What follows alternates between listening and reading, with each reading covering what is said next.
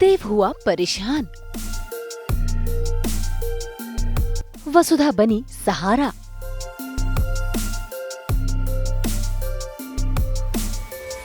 दिव्या के सामने हुआ खुलासा।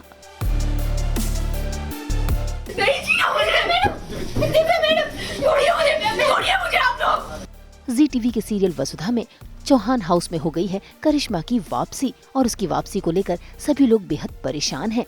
और तो और वसुधा को सच भी पता चल गया है आखिर करिश्मा देवी हुकुम को ब्लैकमेल क्यों कर रही है।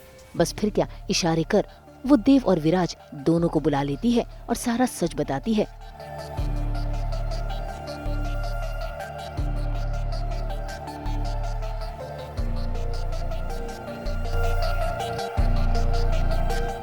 लेकिन कहानी में ट्विस्ट तब आता है जब ये बात दिव्या सुन लेती है और जैसे ही वसुधा उसे बताती है तो दिव्या परेशान हो जाती है।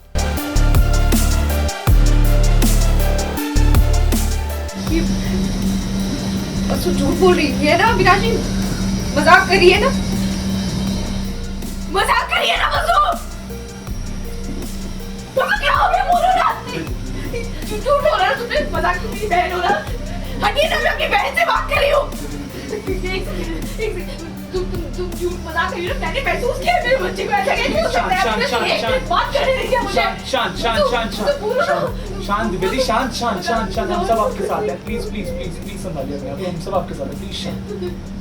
वसु प्लीज बोलो मुझे, तुम सब कैसे हो गया। हाँ जी, वसु अपना काम करते करते देखती है कि करिश्मा किसी तरह मासा की रिकॉर्डिंग सुन रही है, तो वसु इसलिए मुझे और अविनाश को बुलाती है चेक करने के लिए। तब हमें पता लगता है कि शायद करिश्मा मासा को ब्लैकमेल कर रही है और इसीलिए हम अब इस बात की जड़ तक जानने की कोशिश करेंगे। भाई वसुधा तो दिव्या को संभाल रही है, विराज भी उसका हौसला बढ़ा रहा है, लेकिन दिव्या उसे आ गया है पैनिक अटैक और तो और वो सुसाइड करने की कोशिश भी कर रही है। जैसे तैसे कर वसुधा उसे संभाल रही है। नहीं जीना मुझे, दिव्या मैडम, छोड़िए मुझे आप लोग। बोला ना मेरे, छोड़िए। शांत। नहीं जीना। आप कौन से लड़की के साथ, शांत हो जाइए।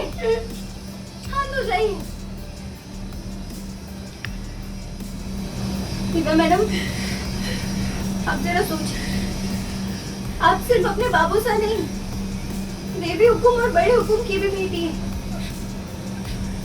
जरा सोचिए कि आपके ऐसा कदम उठाने से उनका तो घर उजड़ जाता। आप सोचिए, जो आपके पेट में बच्चा है अभी तक तो वो बाहर भी ना आया, उसका आपको इतना दुख है, तो आप जिनको उन्होंने पाल पोस कर बड़ा किया है, सारी खुशियां उस पर लुटा दी, कैसे कदम उठाने से उनका क्या हाल होगा, वो कैसे बर्दाश्त कर पाएंगे। दिव्या को जैसे ही पता चलता है तो दिव्या फिर से सुसाइड करने की कोशिश करती है, लेकिन वसु उसे कंट्रोल करने की कोशिश करती है बाय टेलिंग कि वो अकेली नहीं है, उसके बाबूसा हैं, उनके बारे में सोचे, मेरे बारे में सोचे, वसु के बारे में सोचे, अपने हस्बैंड के बारे में सोचे। तो अब तब दिव्या थोड़ा शांत होती है, क्योंकि दिव्या अब तक यही सोचती आई थी कि वो प्रेग्नेंट है और वो बच्चा अभी भी सेफ़ है। तो दिव्या काफ़ी सुसाइडल हो जाती है, लेकिन वसु उसको कंट्रोल कर लेती है। फिलहाल तो वसु ने न सिर्फ दिव्या को संभाला है बल्कि घर में वो सभी को संभाल रही है, लेकिन देव वो बेहद परेशान है इस बात को लेकर कि आखिर करिश्मा इस नवरात्रि में क्या ट्विस्ट लाने वाली है। वो तो शुक्र है कि वहाँ पर वसुधा पहुँच जाती है, जो देव को समझा रही है और उसका हौसला बंधा रही है। ठीक हो जाएगा देव सर, उनके लिए इस परिवार से बढ़कर अब कुछ नहीं।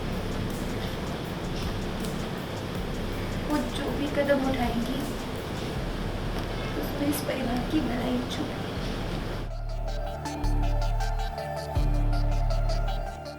इसमें किसी की कोई भलाई नहीं है वसु। मैं मासा से बात करके आ रहा हूँ, उन्होंने कहा कि अपने किए का उन्हें कोई अफसोस नहीं है। मैं जानता हूँ कि मासा मुझसे कभी झूठ नहीं बोलेंगी। मैंने उनसे पूछा कि क्या करिश्मा उन्हें किसी तरह से ब्लैकमेल कर रही है या वो किसी को बचाने के लिए कदम उठा रही है। उन्होंने साफ शब्दों में कहा कि इसमें करिश्मा का कोई लेना देना नहीं है। अब देखना होगा कि वक्त के रहते क्या देवांश को ये बात पता चलेगी कि दिव्या का बच्चा अब इस दुनिया में नहीं है, चंद्रिका ने अब तक झूठ बोला है कि दिव्या प्रेग्नेंट है। मुंबई से कैमरामैन आलोक के साथ ब्यूरो रिपोर्ट।